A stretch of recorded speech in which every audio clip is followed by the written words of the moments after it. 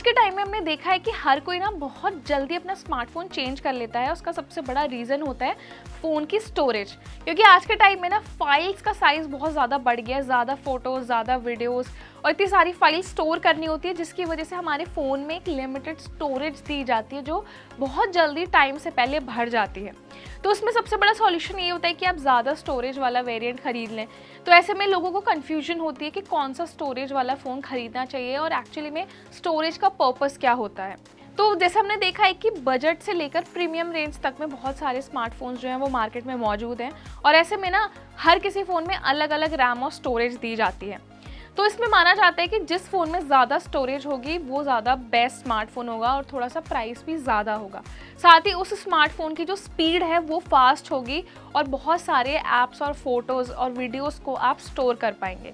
लेकिन स्टोरेज का सबसे इम्पॉर्टेंट पार्ट वही होता है जो आपकी file, photos, videos, games, documents और जितने भी मल्टीमीडिया डेटा है उसको स्टोर करने में मदद करता है। तो मेनली जितने स्मार्टफोन्स आते हैं ना उनमें दो तरीके की स्टोरेज होती है, इंटरनल और एक्सटर्नल स्टोरेज। तो इंटरनल स्टोरेज जिसको हम बोलते हैं ना, उसमें बड़ी फाइल्स यानी कि ज़्यादा अमाउंट वाली फाइल्स जो हैं वो स्टोर की जाती हैं। ये storage mainly 32 GB, 64 GB, 128 GB, 256 GB और 512 GB तक के साइज़ में आती है। और अब मेनली फ़ोन में आपको 1 TB स्टोरेज भी मिलने लगी है। जो अब एक्सटर्नल स्टोरेज होता है ना, वो स्टोरेज होता है जो हम बाहर से ऐड ऑन करते हैं, जैसे कि micro SD card, USB storage, जितने भी तरह की एडिशनल डिवाइसेस होती हैं जिनसे हम अपने स्टोरेज को एक्सटेंड कर पाते हैं, वो एक एक्सटर्नल स्टोरेज के तौर पर काम करती है।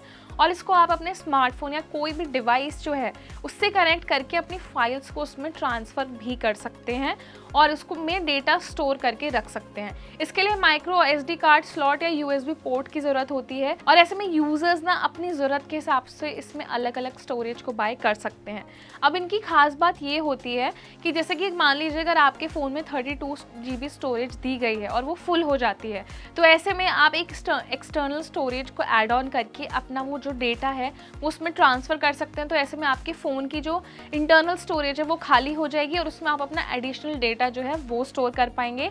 और साथ में अगर आप दूसरे डेटा को भी स्टोर करके रखना चाहते हैं तो आप अपने उस डिवाइस से डेटा को अपने लैपटॉप या दूसरे डिवाइस में ट्रांसफ़र करके उसको दोबारा से रीयूज़ कर सकते हैं। तो इंटरनल स्टोरेज और एक्सटर्नल स्टोरेज में ये एक मेजर डिफरेंस होता है। तो आजकल जितने भी फ़ोन्स आते हैं ना उन सब में आपको मेनली एक माइक्रो SD या फिर स्टोरेज कार्ड को ऐड ऑन करने का ऑप्शन मिलता है।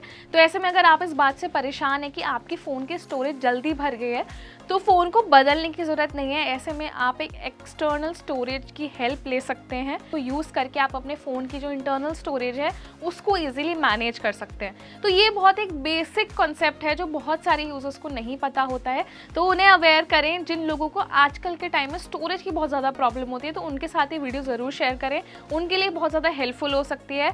और इसी का कोई अगर आपके पास दूसरा ऑल्टरनेटिव है तो हमें कॉमेंट सेक्शन में ज़रूर बताएं। ये वीडियो आपके लिए हेल्पफुल रहा है तो उसे लाइक और शेयर ज़रूर करें और हमारे चैनल को भी सब्सक्राइब करें।